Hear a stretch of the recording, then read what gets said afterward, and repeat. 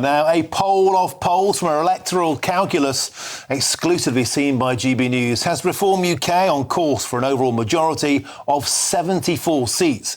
And that would be enough to sweep Nigel Farage into number 10. And some big beasts are set to fall, because Angela Rayner, Rachel Reeves and Ed Miliband from the Labour Party, they would all be history. Meanwhile, there's no good news for the Conservatives, with the Kemi Badenoch, the leader of the opposition, is also on track to be handed her political P45. And with Suella Braverman also set to lose her seat to Reform, is it time for the former Home Secretary to jump ship? Well, what a conversation we have ahead of us now. And I'm joined in the studio by GBNews' political editor Chris Hope, and also the former Minister of State for Europe and Labour MP, great friend of the show. Welcome back. It's been way too long, Dennis McShane. Gentlemen, welcome to the show. Let's start with the polling. It's a poll of polls. It's an aggregate of where they're all at so far. Martin Baxter at Electoral Calculus put this together for us. Let's get some of the data on the screen. Let's get the scores on the doors for starters. Let's get the numbers up, Chris, and talk us through what we're looking at here, what it means. Let's get the data on the screen so we can talk through it. OK. There it is. So, in first place, we've got Reform on 362 seats. That's a gain of 347. And then, Chris, talk us through the rest. Extraordinary there. Labour down 276 at 136. Lib Dems, for those who can't read on the screen, 62 down 10. SNP up 29 to 38 as Labour implodes, obviously, nationally. Tories down to, guess what, 22 MPs. Down 99, Greens on 4 at the same level as Plaid Cymru. Complete disaster here. What I'm surprised about here is how Martin Baxter's got these numbers from only 30.4% of a share of the vote. Labour 22.6, Tories down to 17.9, Lib Dems 14.4. It just shows the more you get in our system, the more it can warp you into a landslide. That's why we saw last July with Labour winning that huge, wafer-thin landslide across the country. And we get the map on screen now, the electoral map. It really is just a sort of sea of turquoise across the country. You can see there from the tip of North Cumbria right down almost to Land's End, certainly that eastern rump, and sweeping into Wales now. Yes. You can see, and the Liberal Democrats kind of forced down to the home counties. And Chris, look at the almost total absence of any dark blue from that map. That's right. I think we can see there a couple of seats in the Scottish borders for Reform, and that's it. Now, for the Tories. For the Tories, but also, is that turquoise nibbling into Scotland there? Because you can't quite make it on the map. So what's fascinating here is the gains that Reform UK will make probably starting next year at these Scottish elections. Don't forget, Nigel Farage didn't even campaign at the last general election in Scotland. He's a persona non grata as far as he's concerned, ever since he was hounded out of a pub in the Royal Mile, and I was with him when he did the UKIP days. He knows they don't like him much up there, but he knows he's campaigning there. He could actually run Labour a third at the elections next year. That'd be amazing. There was a by-election coming up soon up there, and we saw John Swinney yesterday taken to the front page of Daily Record, begging people to vote for the SNP. I digress. Back to this poll.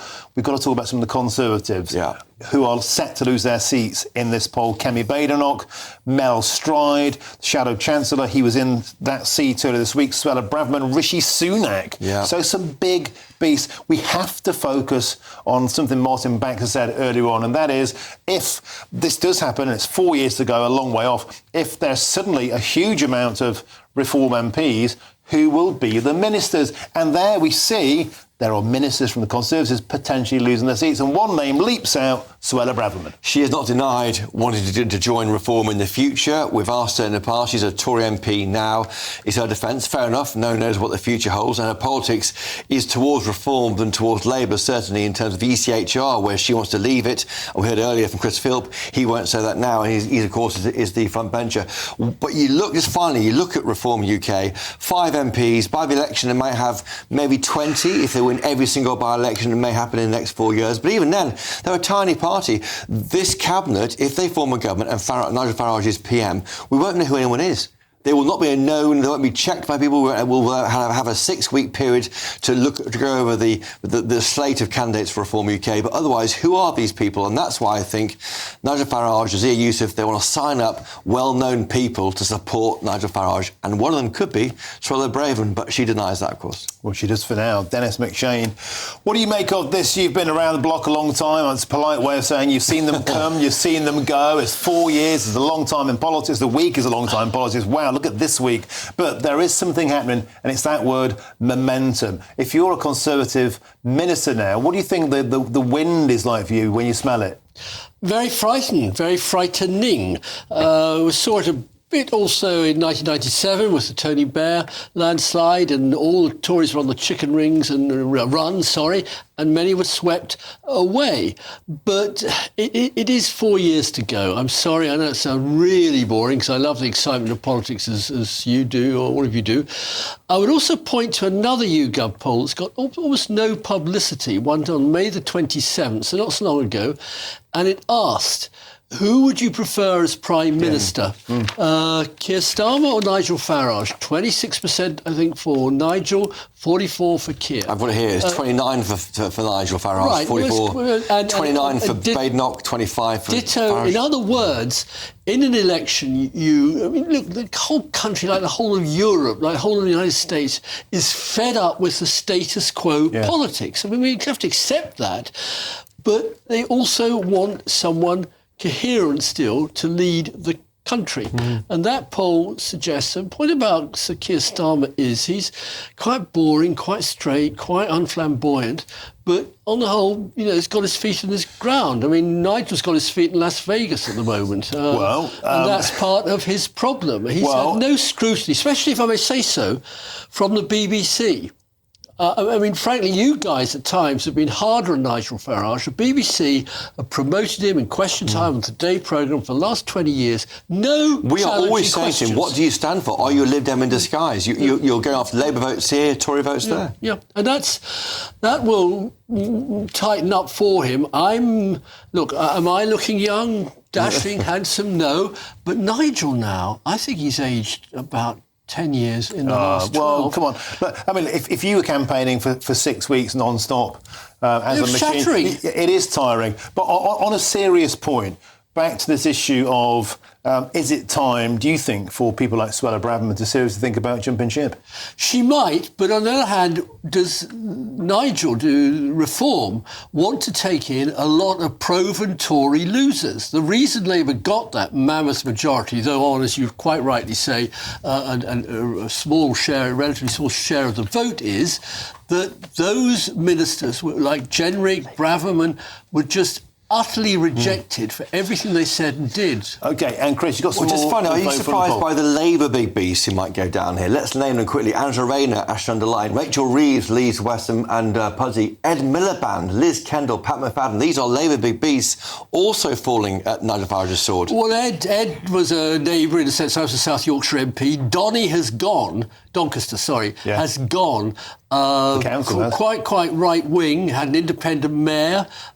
So I thought Ed would be very worried indeed. Leeds, her seat is, Rachel's seat is John Battle's old seat. It's quite middle class, Daily Telegraph readers. I mean, there are no solid Labour areas anymore.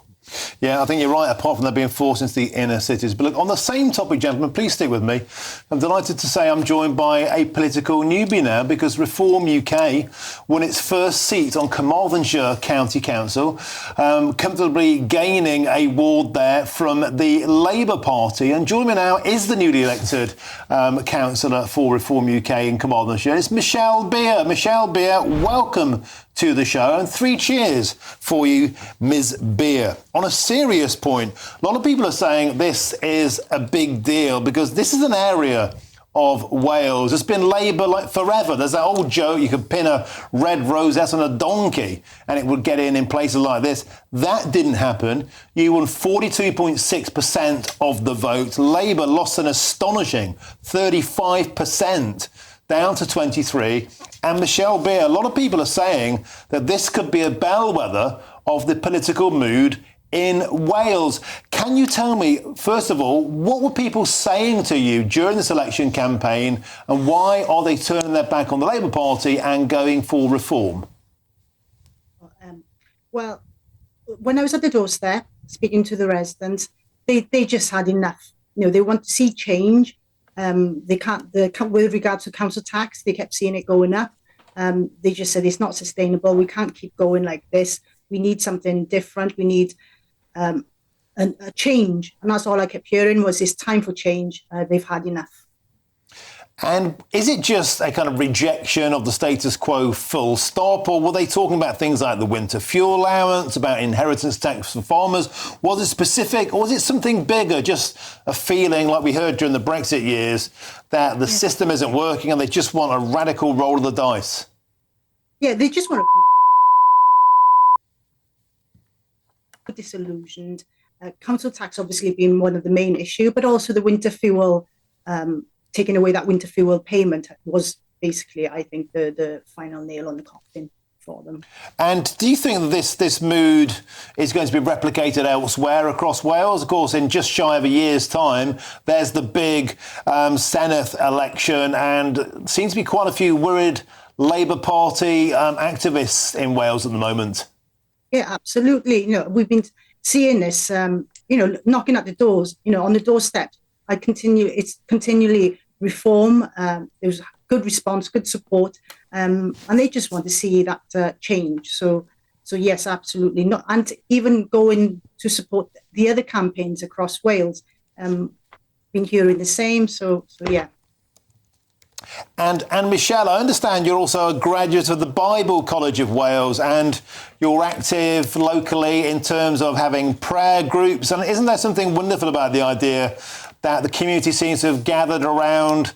What is it, do you think, they're searching for a meaning, for spirituality in the world we live in at the moment? Is that something else that was part of your appeal? Well, my faith is very important to me, and I'm a practicing Christian.